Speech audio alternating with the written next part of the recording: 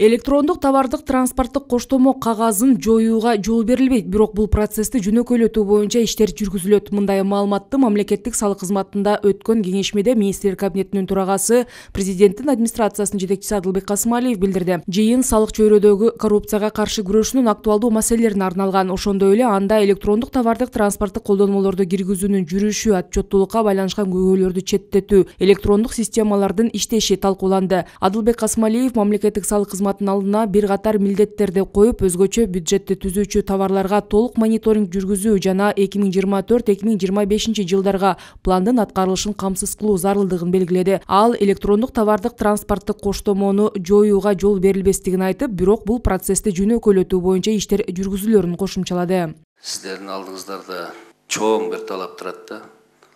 Биринчиси, быйылкы бюджетти толук кандуу аткаруу. Жаңы жетекчи сиздерге келди.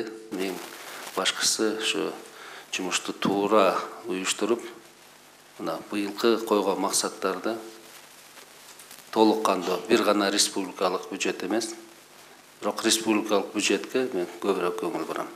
Жергиликтүү бюджеттер дагы, анан соцфондко болгон өлчөмдөр дагы толугу менен аткарылыш керек.